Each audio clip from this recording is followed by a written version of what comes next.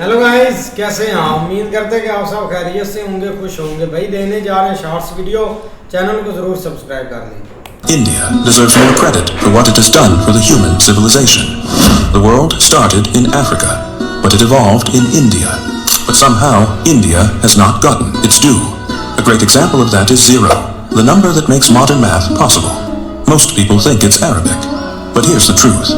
It was born in India. In the 7th century, Brahmagupta didn't just imagine zero. He gave it rules, making our decimal system possible. Arab scholars later translated these ideas, carrying them to Europe. And somewhere along the way, the credit shifted. Share this if you salute India. This point it hit me like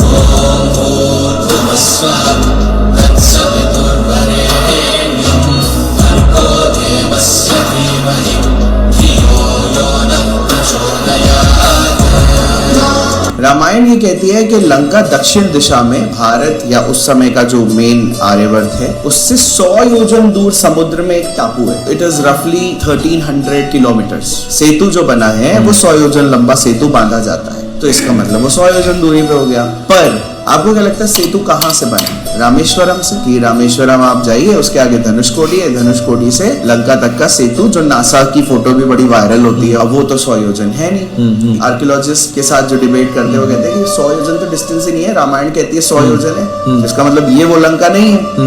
एक जगह का नाम बता रहा हूँ, सेतु करई। सेतु करई का मतलब होता है सेतु का स्टार्टिंग पॉइंट, जहां से सेतु बनना स्टार्ट हुआ।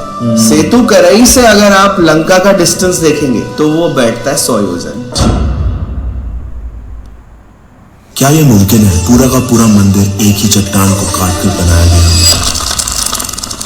ये है मसरूर रॉक टेम्पल, हिमाचल के कांगड़ा वैली में एक पहाड़ी के ऊपर छुपा हुआ खजाना जो सीधा धौलाधार पर्वत की तरफ मुख किए हुए है। 8वीं सदी में बना ये मंदिर भगवान शिव, विष्णु और देवी देवताओं को समर्पित है। यहाँ की मूर्तियाँ आज भी विस्तार से अपनी कहानी सुना रही हैं। मंदिर में की गई नक्काशी पौराणिक भारत के आर्किटेक्चर की अद्भुत मिसाल है। कथाओं के अनुसार पांडवों ने इस मंदिर को अपने वनवास समय में बनवाया था। एक प्रचलित कथा ये भी है कि पांडवों ने एक ही रात में इस मंदिर में स्वर्ग तक पहुंचने वाली सीढ़ियां बनाना शुरू की थी, जो कभी पूरी ही नहीं हुई। ये मंदिर हमें याद दिलाता है कि भारत की विरासत और कला कितनी विशाल और अपने आप में एक मिसाल है। तो अगली बार हिमाचल आओ तो इस प्राचीन भारत की कला को जरूर अनुभव करना। जय हिंद।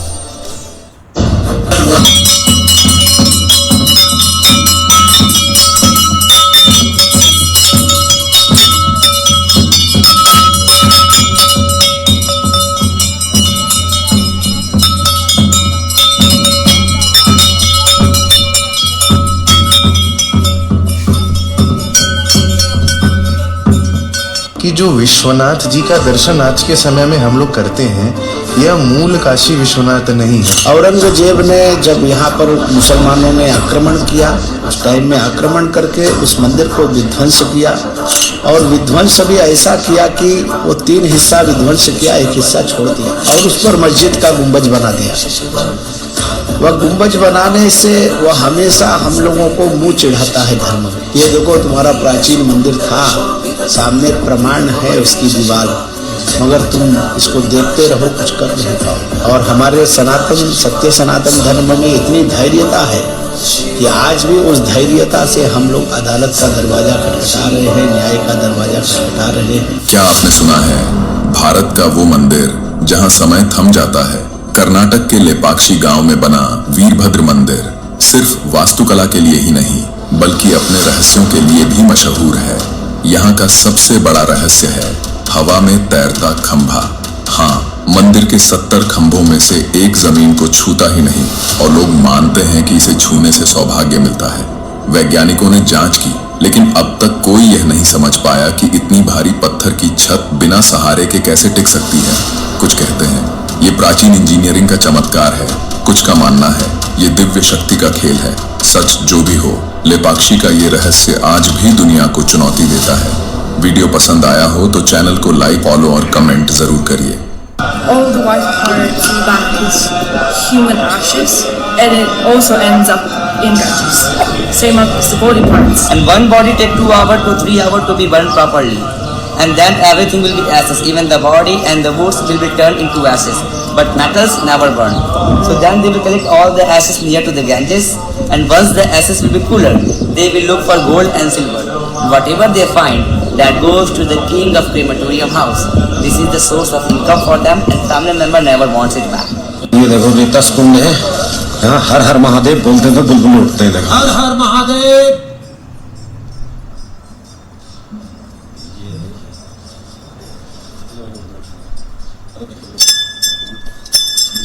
तुंगनाथ मंदिर दुनिया का सबसे ऊंचा शिव मंदिर जो 12,000 फीट की ऊंचाई पर उत्तराखंड के चोपता में स्थित है।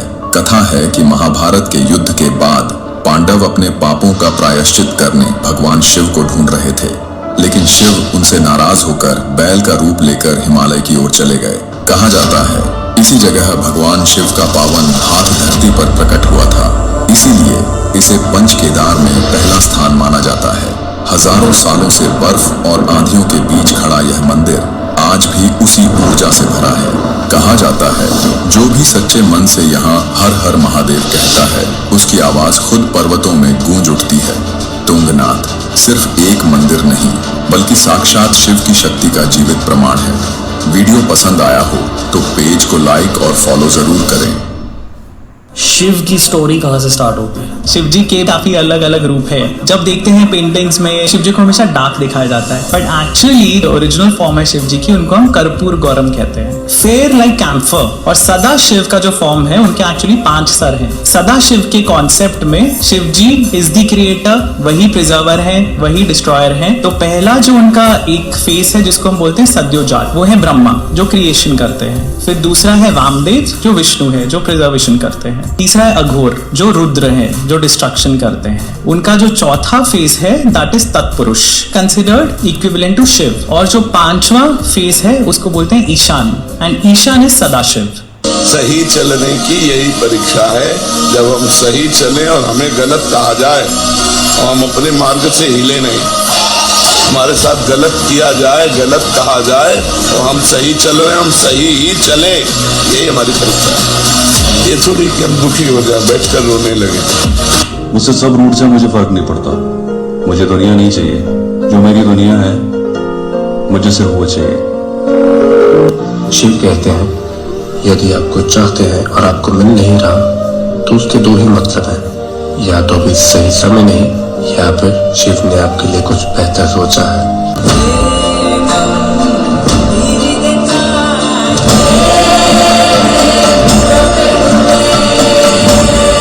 तुम वो मांगते हो जो तुम्हें अच्छा नजर आता है,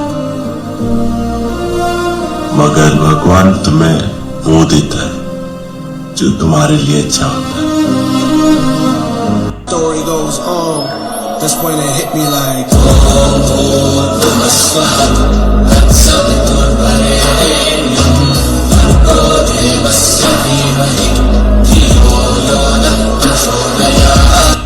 तुम्हारी कुंडली में शनि बैठे हों या मंगल, यदि हृदय में महादेव बैठे हैं तो कोई छत्र नक्षत्र तुम्हारा कुछ बिगाड़ नहीं सकता। प्रणव वेद के अनुसार एक अनंत खामोशी से आखिर कैसे ये विशाल भौतिक जगत अपने रूप में आया, ये कॉन्सेप्ट आपको सोचने पर मजबूर कर देगा, जिसको नाद, बिंदु और रूप कहा जाता है। आप जो कुछ भी छू सकते हो या सोच सकते हो उसकी शुरुआत किसी अदृश्य चीज से हुई है। सबसे पहले नाद है, कोई शोर नहीं जिसे आप सुनते हो, बल्कि शांति के भीतर की सबसे छोटी हलचल। जैसे संगीत शुरू होने से पहले सांस लेना, वो हलचल खुद को एक केंद्र में समेट लेती है। बिंदु, एक बीज जहाँ पर सभी संभावनाएं विश्राम करती हैं और प्रतीक्षा करती हैं। उसके बाद उस बीज से रूप का उदय होता है। आकार, रंग, तारे, नदियाँ, शब्द, यहाँ तक कि इन पंक्तियों को पढ़ने वाला ये विचार भी, चाहे वो किसी आकाश गंगा का जन्म हो या किसी फूल का खिलना हो या आपके हृदय में किसी विचार का निर्माण हो, लय एक ही है। पहले एक शांत स्पंदन, उसके बाद एक केंद्रित बिंदु और उसके बाद एक जीवंत रूप। प्रणव वेद की ऐसी अनमोल जानकारी अगर आप इंग्लिश या हिंदी में पढ़ना चाहते हो तो आप मेरी लिखी इस बुक को पढ़ सकते हो, जिसके लिंक आपको यहाँ मिल। पर विश्वास की एक बात थी तो आइंस्टाइन बहुत बड़े साइंटिस्ट रहे जी, और सबसे ज्यादा दिमाग इस्तेमाल किया उन्होंने जी, 13% ऐसा बोला जाता है। तो आइंस्टाइन भी ईश्वर की बात करते थे। तो उनको दोस्त ने कहा कि यार तुम तो साइंटिस्ट हो, वैज्ञानिक हो, तुम्हें साइंस में विश्वास होना चाहिए, ईश्वर में कैसे विश्वास जी? ईश्वर कैसे हो सकता है कि ईश्वर है? ये संभव कैसे हो सकता है? तुम कहते हो दुनिया ईश्वर ने बनाई है, कैसे हो सकता है? तो आइंस्टाइन ने बोला कि हाँ हो सकता है ईश्वर। तो अगले दिन सुबह उसको नाश्ते पे बुलाया कि कल घर आ जा। घर आया दोस्त, घर आया तो आइंस्टाइन ने एक सौर मंडल का मॉडल तैयार कर रखा, बड़ा सुंदर। तो आइंस्टाइन ने पूछा कैसा लग रहा है? बोला बहुत सुंदर। बोला सब कैसे लग रहे हैं सारे ग्रह? बोला बहुत अच्छे। बोला किसने बनाया? उस दोस्त ने पूछा जो नाश्ता करने आया था। बोला किसी ने नहीं बनाया। बोला ऐसा कैसे हो सकता है? बोला किसी ने तो बनाया होगा, इतना सुंदर बना रखा है। बोला बता रहा हूँ किसी ने नहीं बनाया। बोला ऐसा सब तो संभव ही नहीं है। बोला जब ये मॉडल संभव नहीं है तो दुनिया कैसे संभव? हाँ सही बात है, तो ईश्वर है, उसी ने दुनिया बनाई। बिल्कुल बिल्कुल। आपको मालूम है बैंकॉक का जो एयरपोर्ट है उसका नाम स्वर्ण भूमि जी, उनके एयरपोर्ट का नाम स्वर्ण भूमि। और जब आप एयरपोर्ट के अंदर जाते हैं, हमको तो बैंकॉक से 2-4 चीजें ही मालूम है और वो सब नेगेटिव चीजें हैं। आप जब बैंकॉक के एयरपोर्ट के अंदर जाते हैं तो वहां पे सागर मंथन 800-900 मीटर में है बना हुआ, कि एक तरफ कई मूर्तियां हैं असुरों की, दूसरी तरफ कई मूर्तियां देवों की, बीच में विष्णु कूर्म अवतार पे है। वो पूरी चीज और सांप बांध के खींचा जा रहा है, वो पूरा बना हुआ है। उनके एयरपोर्ट का नाम स्वर्ण भूमि। सब छूटता है बेटा, छूटेगा तो ऐसे। यही हमने कहा कि आपका है क्या, ना आपका ये शरीर है, आपका ये संसार है, ना आपका परिवार है, आपका समाज है, ये सब प्रभु का है, ये सब परमात्मा का है। आप उसी वस्त्र को या उसी को अपना मान सकते हैं जो कभी बिछड़े ना, जो मिल रहा है बिछड़ रहा है, कैसे आप उसको अपना मान सकते हैं? ना ना ना, ये गलती हो गलत। कभी अपने मन में भाव हिम्मत लिया हुआ कि हम ही हम हैं। धरती ऐसा बनो एक से सुरमा पड़ल हुआ, सर के ऊपर सर, सर के ऊपर सर। जब घुमा न चारों तरफ तब समझ में आ जाएगी। हाँ, तुम्हें पराजय करने वाला अभी तैयार हो गया। हम इसलिए यहाँ बैठे हैं, मनोस्थिति हमारा हिस्सा है। कोई मतलब नहीं है दुनिया से, अब कट गया है। जैसे डेड बॉडी है ना, अब उससे पूछो जाकर कि कुछ चाहिए तो बोलेगा ऐसा मनोस्थिति है। जैसी संगत वैसी रंगत, जिस माहौल में आप होते हैं उसी के जैसे बन जाते हैं। कृष्ण कहते हैं कि जो पुरुष योग पथ पे चला था लेकिन रास्ते में भ्रष्ट हो गया तो भी उसके उत्तम कर्म वेस्ट नहीं जाएंगे। पहले वो स्वर्ग जाएगा और उसके बाद अगले जन्म में ज्ञानवान योगियों के कुल में जन्म लेगा। कृष्ण आगे कहते हैं कि हमारा जो ये जन्म है वो निसंदेह अत्यंत दुर्लभ है, उसे बेकार नहीं करना चाहिए। दोस्तों, कृष्ण की कई बातों पर चलने में सिर्फ चांदी चांदी है। उनके बताए योग पे आप सच्चे मन से चलिए, पार हो गए तो भगवान मिल जाएगा। बीच में ही कहीं रुक गए, अटक गए तो भी उसका फायदा अगले जन्म में तो जरूर मिलेगा। कहते हैं अंत ही प्रारंभ है, लेकिन अंत है क्या?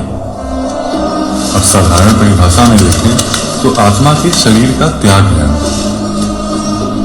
लेकिन आत्मा तो अमर है। जब अमर है फिर प्रारंभ क्या है? जीवन तो एक चक्र है और जीव उस चक्र का बदलता शरीर। तो काशी तो सभी को प्रिय लगती है। ये काशी नगरी जो है ना, हर चीजों से, वेद पुराण शास्त्रों से, सब चीज से, अक्कड़ फक्कड़ सांड सन्यासी सबसे भरा पड़ा है जो है। तो ये इतना पुराना नगर है कि इसका आज तक कोई पता नहीं लगाया है। और कहावत है यहाँ की जो है कि चना चबेना गंग जल जो पूर्व करतार, काशी कबहू न छोड़िए विश्वनाथ दरबार। यहाँ तो विश्वनाथ जी का दरबार है। माता पिता जब यही है तो जो है और कहा आदमी को अच्छा लगेगा। भगवान शिव की इतनी प्रिय नगरी है काशी कि भगवान शिव कह रहे हैं कि जब मैं इस चराचर समस्त संसार का विनाश करूंगा तो पुनः इसको, जब मैं नया संसार बसाऊंगा तो पुनः स्थापित करूंगा। तो भगवान को भी इस नगरी से इतना ही मोह है, वो सीधे सीधे कहना चाह रहे हैं कि मैं वहीं रहूंगा, इसको स्थापित करूंगा पुनः। महादेव ने इतना कुछ फ्री में परोसा हुआ है, उसकी हम मूल्य नहीं करते।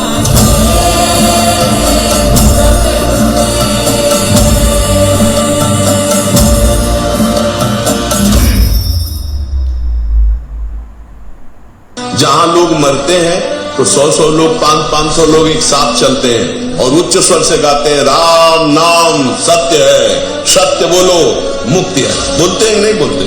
क्या बोल रहे हैं तुम्हें ज्ञान नहीं? सत्य क्या है? भगवान का नाम। और सत्य बोलने से क्या होगा? तुम्हारी मुक्ति हो जाएगी। कहां कोई पकड़ रहा है?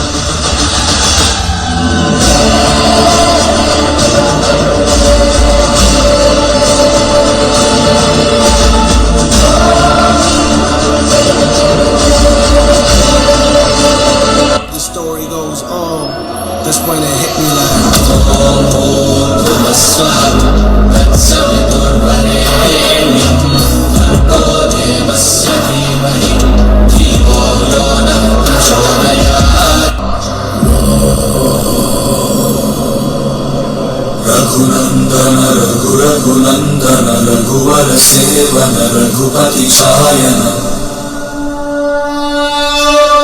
क्या आप जानते हैं कि भगवान शिव के गले में सांप क्यों होता है? भगवान शिव का रूप जितना निराला है उतना रहस्यमय भी। पौराणिक कथाओं की माने तो जब समुद्र मंथन हो रहा था तो वासुकी नाग को ही रस्सी के रूप में मेरु पर्वत के चारों ओर लपेटकर मंथन किया गया था।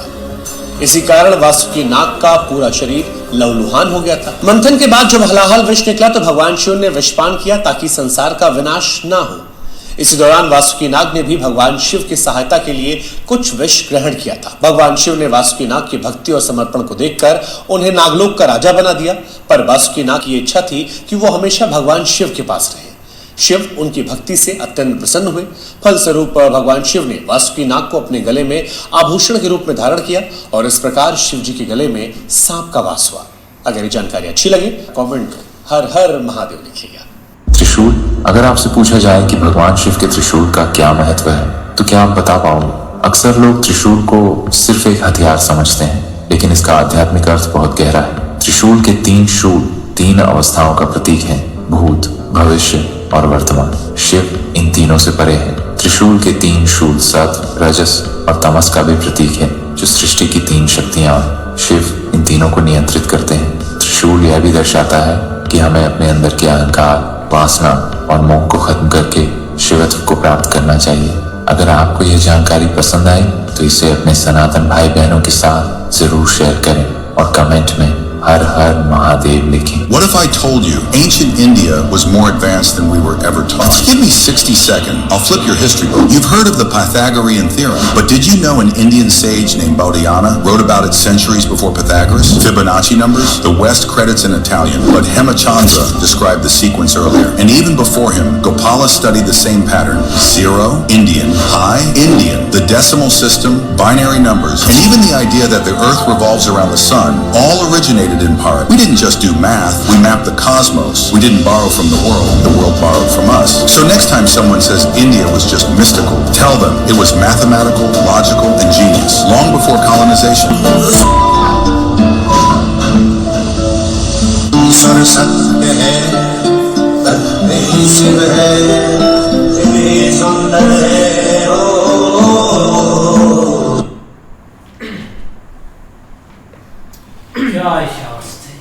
बाकी यार बहुत प्यारे शार्ट्स थे और हिंदुज़म पर भाई शार्ट्स थे, लेकिन देखा जाए ना तो भाई बहुत सारा एक इतिहास पर पीछे चले जाएं तो तब मतलब के लोग आए भी नहीं थे दुनिया में, पता नहीं क्या क्या चीज़ चल रही थी। अब तो भाई हम बुक्स वगैरह में ही देखते हैं कि ये चीज़ चल रही थी पीछे, इसका इतिहास है, इसका इतिहास है।